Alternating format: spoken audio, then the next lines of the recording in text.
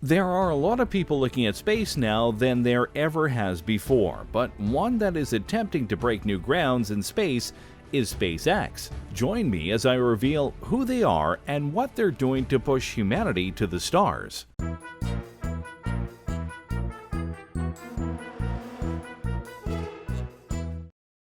Number 9. What is SpaceX? If you want the simple answer, here you go. SpaceX designs, manufactures, and launches advanced rockets and spacecraft. The company was founded in 2002 to revolutionize space technology with the ultimate goal of enabling people to live on other planets. While that may sound very basic, it's actually quite a complex thing. You see, for all the advances that humanity has made in regards to going into space, the fact of the matter is that it costs a lot to do that. So much so that the United States' main space agency, NASA, was hit with major budget cuts because the attempts they were making to revolutionize space travel just wasn't working. Enter Elon Musk, one of the richest men in the world and a man who truly believes in trying to make space travel not just the future but the present. He founded SpaceX in 2002 to try and make space travel better, cheaper, more accessible, and beyond. And as the SpaceX website loves to boast, since 2002 they've had quite a few successes. SpaceX has gained worldwide attention for a series of historic milestones. It's the only private company capable of returning a spacecraft from low Earth orbit, which is first accomplished in 2010. The company made history again in 2012 when its Dragon spacecraft became the first commercial spacecraft to deliver cargo to and from the International Space Station. SpaceX successfully achieved the historic reflight of an orbital-class rocket in 2017, and the company now regularly launches flight-proven rockets. In 2018, SpaceX began launching Falcon Heavy, the world's most powerful operational rocket by a factor of 2. So as you can see, this is more than just a company. It's a place with a mission, though how it officially came to be is a bit more ironic than you might guess. Number 8. Musk's idea. As noted, Elon Musk is a futurist. He believes in trying to make the future happen as soon as possible. And when he started to formulate his plan for SpaceX, SpaceX wasn't even a thought in his mind. Rather, he was trying to push the idea that humanity could go to the planet Mars and habitate it, which in the early 2000s was still believed to be space fantasy. NASA has gotten a massive budget cut, so Elon decided to put his money where his mouth was and try to get NASA more by inspiring a new space race. Part of his plan was to go to Russia and buy up their rockets to use him for his plans with NASA. The problem was that the Russians wouldn't sell to him, but ironically this gave him his idea. He realized that he didn't need Russia, or technically even the US, to help him and his vision to go to Mars. All he needed was a company to make it happen, a company that he himself could own, operate, and make the right calls without any bureaucracy. As he started to further formulate that plan, he realized an interesting truth about building rockets and spaceships. The price wasn't nearly as high as NASA and other government-powered agencies were stating, mainly because they were importing all the materials. But if his company could build everything in-house, the cost of building rockets would plummet and they'd have a better gross profit margin. Thus, SpaceX was born. And while the place may not have started out as a place to help the governments of the world as a whole, SpaceX has done dozens of missions in both a commercial and government capacity. As one of the world's fastest growing providers of launch services, SpaceX has secured over 100 missions to its manifest, representing over $12 billion on contract. These include commercial satellite launches, as well as U.S. government missions. SpaceX's Dragon spacecraft is flying numerous cargo resupply missions to the space station under a series of commercial resupply services contracts. Dragon was designed from the outset to carry humans to space and will soon fly astronauts under NASA's Commercial Crew program. Say what you will about Elon Musk and his eccentricity, but his ideas take form, and this was another example of that. Number 7. How SpaceX changed the game. One of the reasons that SpaceX is not only very popular, but very successful, is that there isn't any real government oversight on his company outside of the basics like health, safety, and obviously weapons control. Not that he's making weapons, but rather to ensure he doesn't. The reason NASA took a hit in the 2000s and beyond was because of the government all but shutting them down.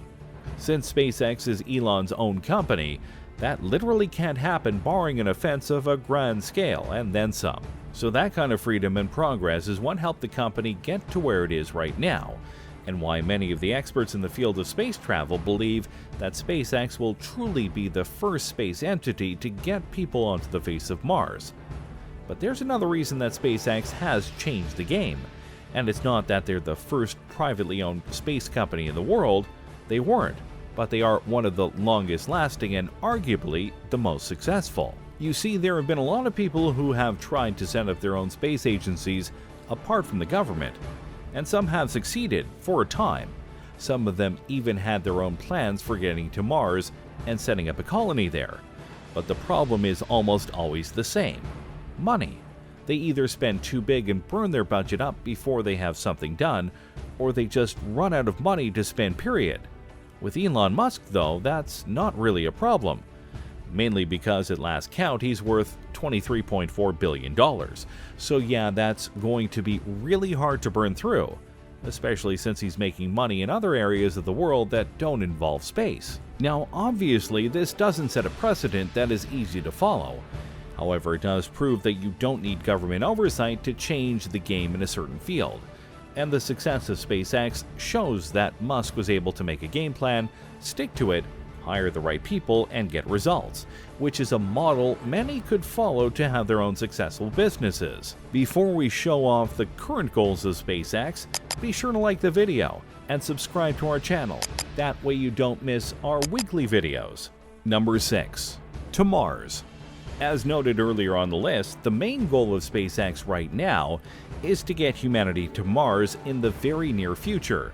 In fact, the first missions, depending on setbacks, conditions, etc., could start happening in the next few years, maybe even before 2022, and 2024 at the latest. Only time will tell.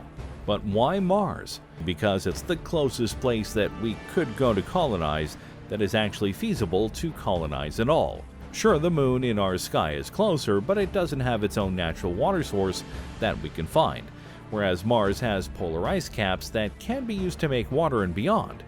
Plus, while not perfect, Mars has an atmosphere. It's not ideal, and it doesn't protect the planet like Earth's, but it could theoretically be modified to help future colonists. But above all else, Mars is seen as the next step in human advancement in terms of exploration and moving beyond Earth. Sure, we won't be at Star Wars or Star Trek levels of travel just yet, but this is a step in the right direction. What's more, if we're able to colonize Mars, even partially, it could potentially help the Earth via getting people off the planet and thus preventing overpopulation, which is a serious threat as it stands right now. That's another fuel of sorts for Elon Musk and his crew to get humanity to Mars and maybe beyond, so that we don't focus solely on our planet as the only hope for survival. Number 5. The Plan Part 1. So SpaceX wants to colonize Mars. That's great, but how are they going to do that? Especially since right now there's nothing on Mars that we could live in. SpaceX is working on that as well. Their plan is to have a singular massive base to start the colonization with. The base itself will be 41 feet tall, 16 feet wide, and have 3 different airlocks that will allow the colonists to go from the inside to the outside with minimal change in the air pressure. If you're thinking about the dimensions, yeah, it ain't the biggest place to live in, but that's not the point at first. The point is to see how humanity will react on Mars first, then we can work on building big cities. SpaceX intends to launch the colony with a series of reactors and generators. Some of them will be meant to specifically power the station itself, while others will be used to test making power based on the elements that are naturally and readily available on Mars. Thorium, for example, is one element they believe that they can harness a great amount of power from. Believe it or not, this is actually a key element of truly colonizing an area, for it's easy to just go to a new place and bring along everything you need to survive. But to truly live there, you need to use the natural elements and resources around you. That way you're not just living there, you're living there, which is another goal of SpaceX as a whole. Number 4. The Plan Part 2. Okay, we send the colony, the generators, supplies, and more to Mars, and then it's time to send the people, right? Correct. Though the process of picking the first Martian astronauts have not been disclosed, it's likely going to be experts in their fields who have been trained to survive on Mars, and for the first trip and quest, they'll need their skills to set everything up, make sure everything can work, prepare for the eventualities and potential failures, and survive until they return home. Return home? What do you mean by that? Well, this was never meant to be a one-way trip like many speculate, because colonization isn't just a one-time thing, it's about waves of actions, reactions, and more. The first base is meant to ensure that colonization on the most basic levels is possible, to test out getting water, get the generators working, prove the living spaces work, and so on and so forth. The plan is for them to live on Mars for about 9 months, then after that, go back to their ship and head for home, which would be the first round trip for Mars in history. Number 3. The Plan Part 3.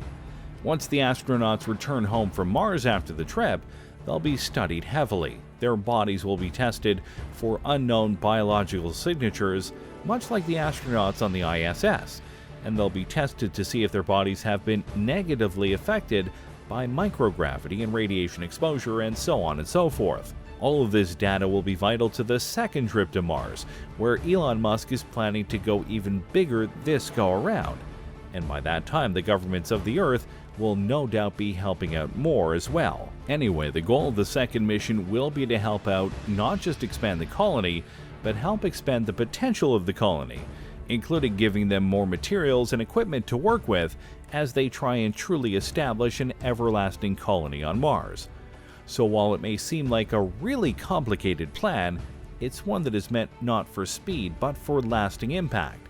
They don't want to make a basic mistake and have their colonization plans set back years, so they'll take it slow and go with the flow until they know for sure that Mars can be colonized and colonized safely.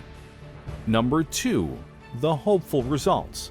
If everything should go well, by the time we get into the 2030s, it'll be likely that we won't just have colonized Mars, we'll likely have made multiple trips to the planet, to the extent that we may have multiple colonies on Mars and are starting to seriously consider it a planet that we inhabit. While it's impossible to know just how far we'll be by then, and how far until the whole planet can be colonized, it is a dream of Elon Musk that is being accomplished here. Having humans living on Mars is a true wish of his, and if it works, humanity will grow in ways that we've only suspected was in the realm of science fiction before. Number 1. The future of SpaceX. So let's say that SpaceX succeeds in their mission to get humanity to Mars, and they were able to get their spaceships there and so on and so forth. Where'd they go from there? Do they simply stop? Of course not. Remember, the other goal of SpaceX wasn't just to get people to Mars, but to make space travel cheaper, more affordable, and more efficient. The spaceships and rockets that they are developing are leagues above where NASA, JAXA, and all the other space agencies are right now. So if they keep advancing, imagine where they'll be in a decade or two. For all we know, SpaceX could become the agency for space travel, and with colonies on Mars, they'll likely have a never-ending supply of customers and people wanting to either work with them or alongside them. They can also be the reason that we colonize other places in our solar system. The sky is truly the limit, they're just focusing on the Mars goal right now. Who knows what they'll pick when the mission is done. Thanks for watching, everyone. What did you think of this history lesson on SpaceX and their mission to colonize Mars? Do you think they will indeed get there first? What do you think they'll try to do afterwards? Let me know in the comments below. Be sure to subscribe, and I'll see you next time on the channel.